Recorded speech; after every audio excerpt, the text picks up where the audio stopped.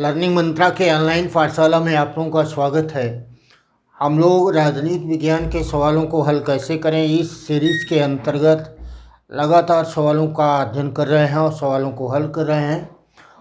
हम लोगों के आज के टॉप 10 सवालों के का मुख्य विषय है रूसों का राजनीतिक विचार। बट रूसों के राजनीतिक विचारों का हम लोग अध्ययन करना शुरू करें, एक महत्वपूर्ण बात है और उस पर आपको एक सवाल हमको पूछना है और वह सवाल यह है कि राजनीति विज्ञान में पात्रता के सिद्धांत का राजनीति विज्ञान में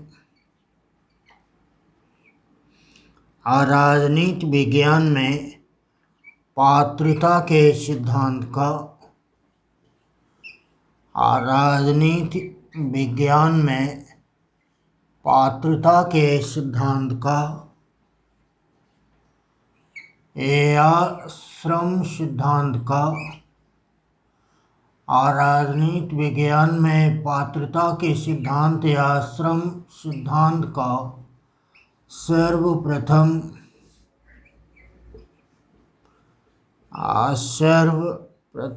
प्रतिपादन किसने किया? सर्वप्रथम प्रतिपादन किसने किया है? यह सवाल हमको पूछा गया और इसका उत्तर दिया था हॉब्स के द्वारा। दूसरा इसका उत्तर था लॉक के द्वारा और तीसरा इसका उत्तर था रूसो के द्वारा या चौथा इसका उत्तर था कार्ल मार्क्स के द्वारा।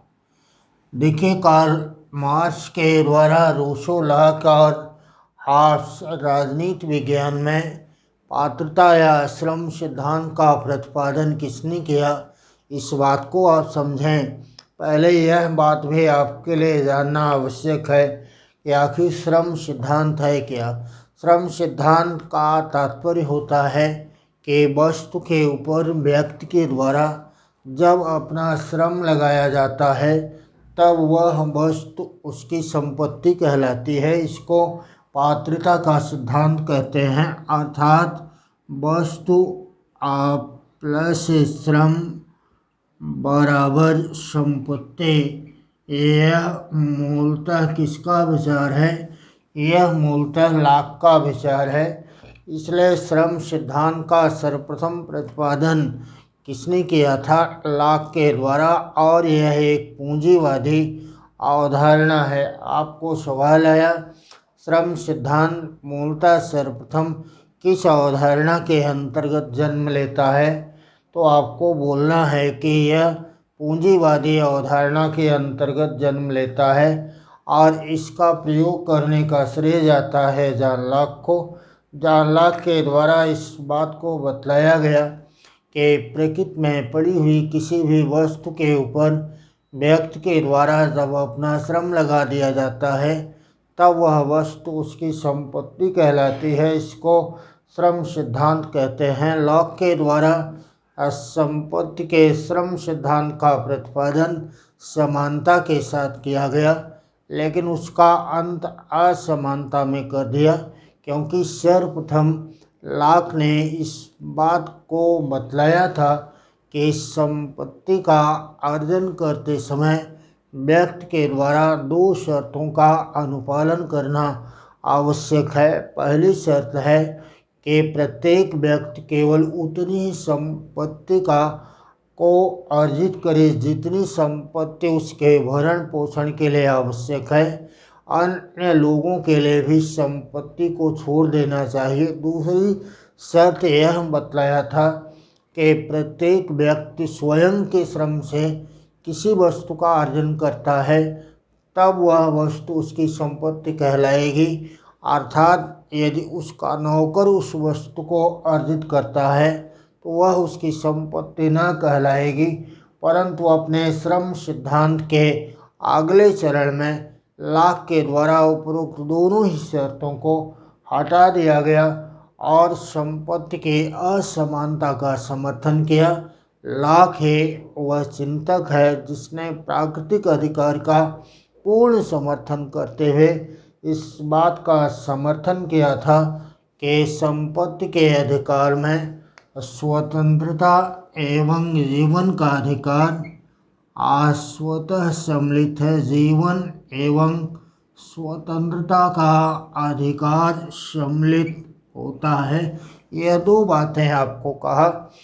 इसलिए संपत्ति का श्रम सिद्धांत सर्वप्रथम दिया था किसने? लॉक ने। हॉब्स ने राइट टू लाइफ को व्यक्ति का मूल अधिकार माना और लॉक के द्वारा प्रतिपादित इस संपत्ति के विचार का बाद में अनुसरण किया था ब्रिटिश चिंतकों ने। और ब्रिटिश चिंतकों में दो विचारक महत्वपूर्ण हैं और उन दो विचारकों में एक का नाम है एडम स्मिथ और दूसरी का नाम है रिकार्डो। दोनों के द्वारा इसका प्रयोग किया गया और इसका प्रयोग किया गया था किसी भी वस्तु की कीमत के निर्धारण में। बाद में कार्ल मार्क्स ने रिकार्डो से प्रभावित होकर श्रम सिद्धांत का प्रयोग किया। कार्ल मार्क्स ने रिकार्डो से प्रभावित होकर श्रम सिद्धांत का प्रयोग किया और श्रम सिद्धांत का प्रयोग करते हुए अतिरिक्त मूल्य के विचार का प्रतिपादन किया। अतिरिक्त मूल्य के विचार का प्रतिपादन किया। इसलिए हमको सवाल आएगा कि अतिरिक्त मूल्य के विचार पर कार्ल मार्क्स के अतिरिक्त मूल्य के विचार पर किसका प्रभाव है? तो आपको बतलाना है कि ब्रिटिश अर्थशास्त्री रिकार्डो का इसके ऊपर प्रभाव दिखलाई पड़ता है। रिकार्डो के द्वारा ही इस बात का समर्थन किया गया कि किसी भी वस्तु की कीमत के निर्धारण में श्रम महत्वपूर्ण होता है।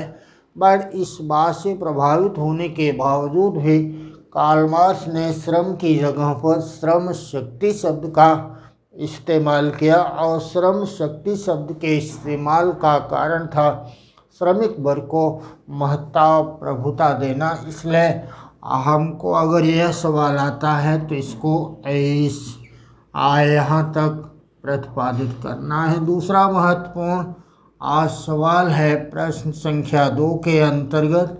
प्रश्न संख्या 2 में आया है कि लॉक ने राज्य के लिए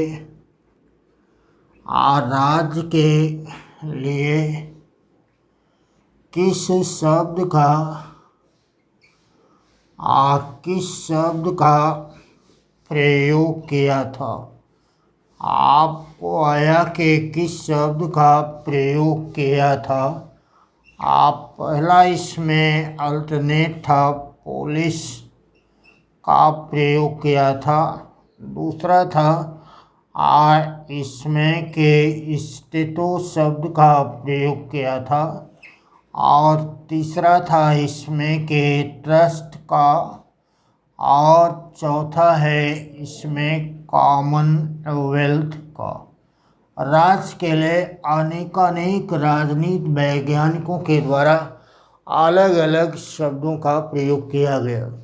पोलिस शब्द का प्रयोग किया जाता था यूनान में और उसको कहते थे नगर राज्य। स्टेटो स्टेट का एक प्रकार का ग्रीक शब्दावली है और अंततः इसको स्टेटस के साथ जोड़ा गया जो लैटिन भाषा का शब्द था और ट्रस्ट का अर्थ होता है धरोहर। कॉमनवेल्थ का प्रयोग किया था हॉब्स ने, ट्रस्ट का प्रयोग किया है लॉक ने। इसलिए हमारा सही उत्तर क्या होगा?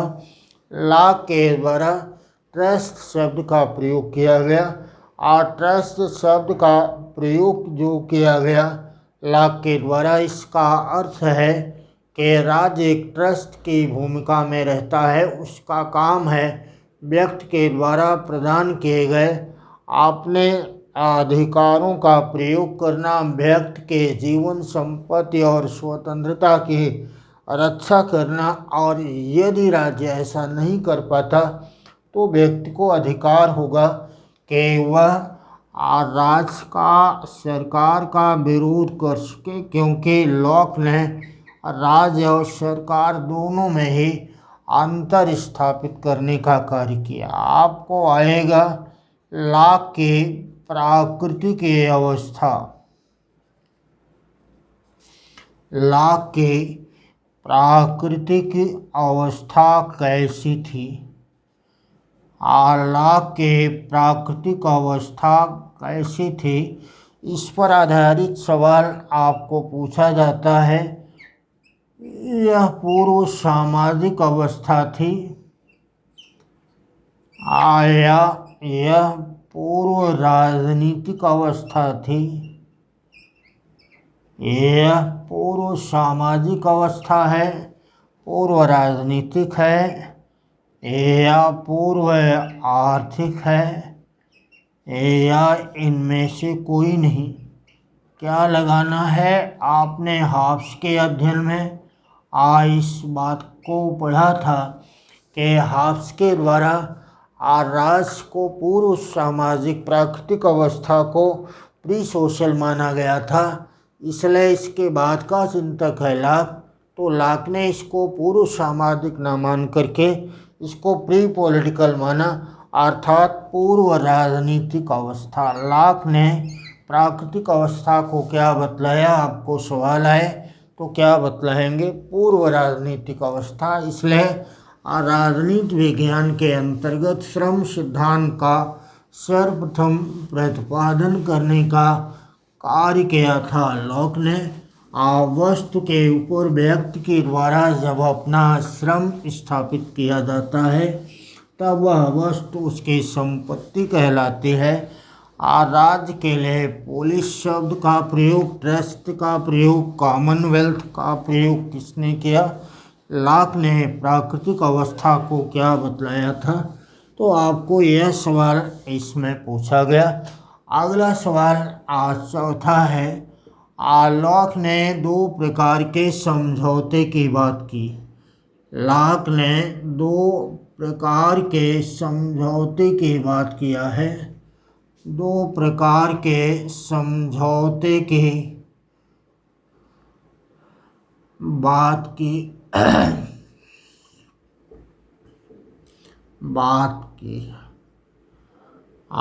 उनमें से कौन समझौता श्रेष्ठ है? कौन समझौता अधिक श्रेष्ठ है? पहला आया सामाजिक समझौता। पहला आया सामाजिक समझौता श्रेष्ठ है। दूसरा आया राजनीतिक समझौता श्रेष्ठ है। या तीसरा इसमें सवाल आया के सरकारी समझौता श्रेष्ठ है। और चौथा इसमें अल्टरनेट आया, ऐसी कोई व्याख्या नहीं किया है। ऐसी कोई व्याख्या नहीं किया, कोई भी व्याख्या नहीं किया। आपको यह सवाल पूछा गया तो आप क्या बताएंगे? लॉक के द्वारा दो प्रकार की समझौते के और दो पक्षी समझौते की बात की गई, अर्थात राज्य का और व्यक्ति दोनों ही इसमें सम्मिलित होते हैं। जो समझौते की शर्त व्यक्ति के ऊपर लागू है वही शर्त समान रूप से सरकार के ऊपर भी लागू होती है। इसलिए प्री पॉलिटिकल अर्थात समाज का गठन था, लेकिन राजनीतिक संगठन का अस्तित्व नहीं था। इस बात का प्रतिपादन किया था लॉक ने। लॉक ने कहा कि यह समझौता दो होता है। पहला समझौता व्यक्ति का व्यक्ति के साथ होता है, जिससे नागरिक समाज की उत्पत्ति होती है। पहला समझौता व्यक्ति का व्यक्ति के साथ होता है, और जब व्यक्ति का व्यक्ति के साथ होता है तब नागरिक समाज के उत्पत्ति होती है। और दूसरा समझौता इसमें होता है, दूसरा समझौता होता है व्यक्ति और शासक के बीच में, और इसके द्वारा राजनीतिक समाज की उत्पत्ति होती है। आपको दोनों ही सवाल यह पूछा जाएगा कि नागरिक समाज की उत्पत्ति किस समझौते से, इसको सामाजिक समझौता कहते हैं। और यह समझौता व्यक्ति के साथ होता है। और दूसरा समझौता है जो व्यक्ति और शासक के साथ होता है, उसको राजनीतिक समझौता कहते हैं। इसके द्वारा आज सरकार का निर्माण होता है। लॉक ने संवैधानिक राजतंत्र या संसदीय राजतंत्रात्मक शासन प्रणाली का समर्थन किया, और वही शासन प्रणाली इंग्लैंड में आज भी विद्यमान है। यह सामाजिक समझौते को इसने कहा कि समझौते दो हैं, लेकिन उसमें सामाजिक समझौता राजनीतिक समझौते के तुलना में अधिक श्रेष्ठ है। इसलिए अगर यह सवाल हमको पूछा गया तो बतलाना है कि लॉक ने इसमें सामाजिक समझौते को अधिक श्रेष्ठ समझौता बतलाया था। लॉक का यह प्रसिद्ध कथन। अगला सवाल इसमें आता है, प्रश्न संख्या 5 में सवाल आया कि शासन पर दो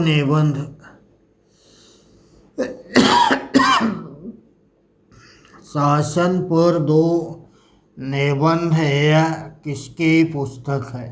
निबंध किसकी पुस्तक है? तो आपको बतलाना है कि यह पुस्तक किसका होगा। Two treatise on civil government यह किताब है। हमको प्रश्न आया किसका?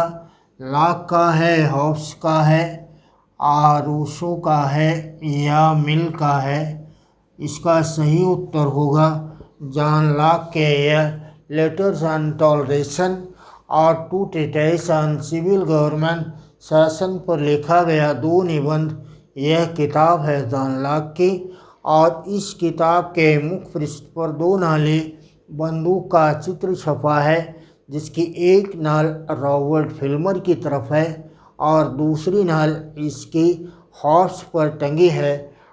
रॉबर्ट फिल्मर के ऊपर लगने का तात्पर्य है कि लॉक ने राज्य की उत्पत्ति के दैवी सिद्धांत का खंडन किया, जबकि हॉब्स के ऊपर इस नाल को लगने का आधार यह है कि लॉक ने हॉब्स के निरंकुश राज्य की अवधारणा का भी खंडन और परित्याग कर दिया। इसलिए शासन पर दो निबंध के ऊपर दो नाली बंदूक का चित्र छपा है।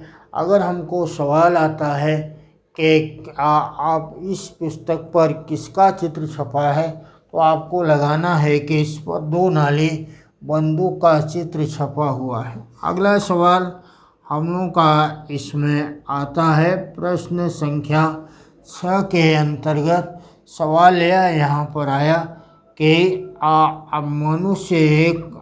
मनुष्य स्वभाव से आदर्श बर्बर प्राणी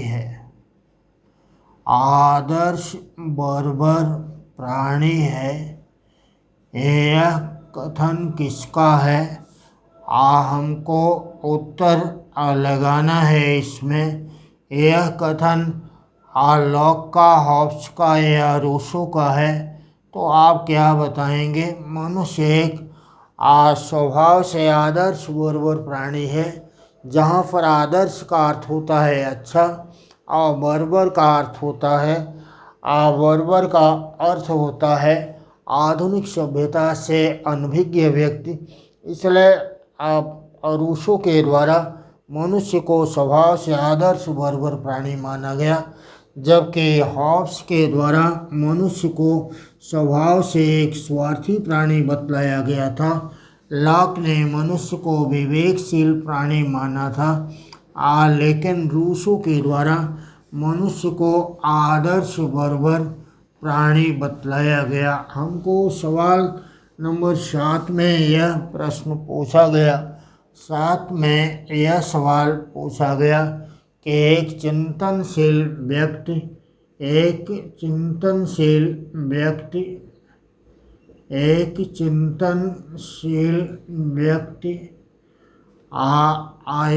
पतित प्राणी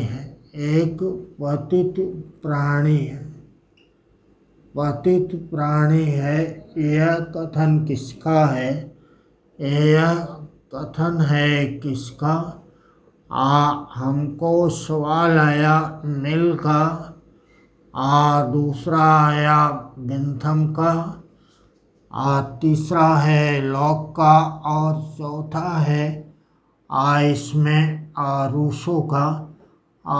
सही उत्तर इसका क्या लगाएंगे? सही उत्तर इसका है और रूसो के द्वारा मनुष्य को एक बतलाया गया कि एक चिंतनशील व्यक्ति एक पतित प्राणी होता है, क्योंकि जो जितना अधिक चिंतनशील है, जो जितना बुद्धिमान है, वह एक पतित प्राणी के रूप में बन जाता है। हमको अगला सवाल पूछा गया यहाँ पर प्रश्न संख्या 8 में सोशल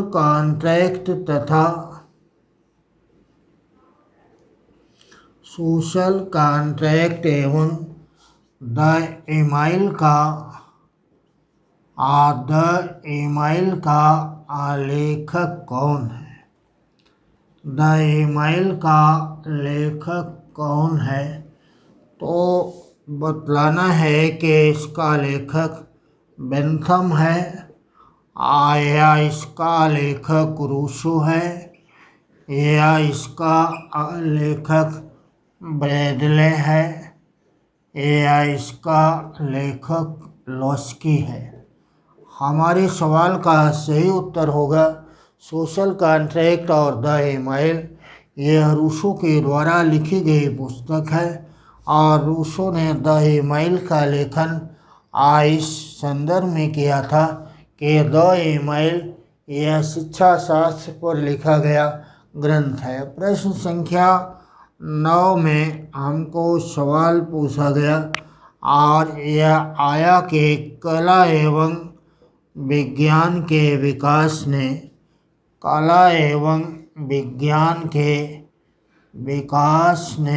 मानव का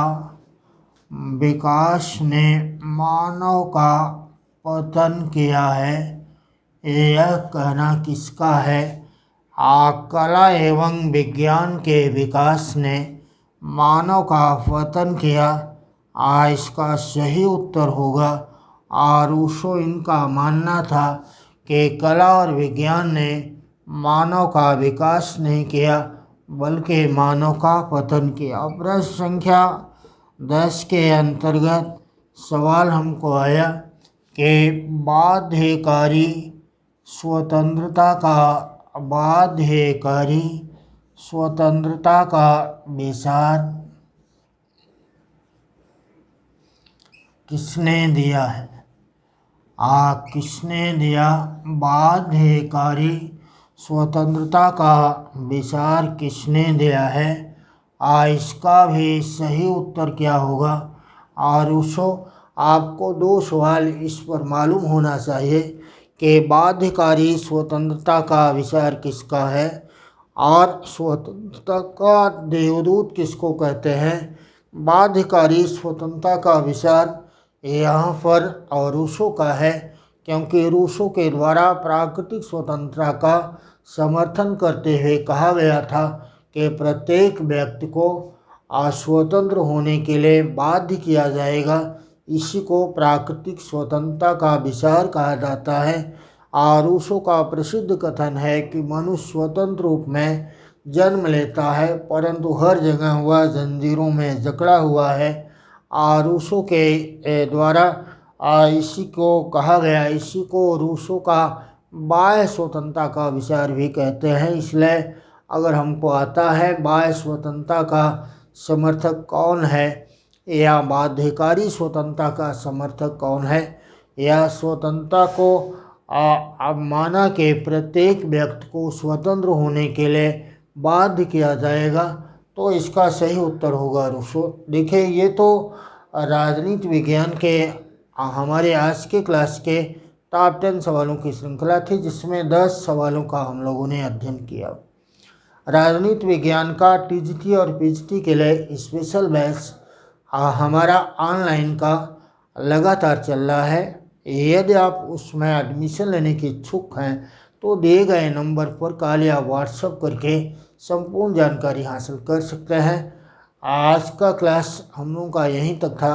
चलिए अगली क्लास में हम लोग फिर मिलेंगे, तब तक के लिए धन्यवाद। जय हिंद।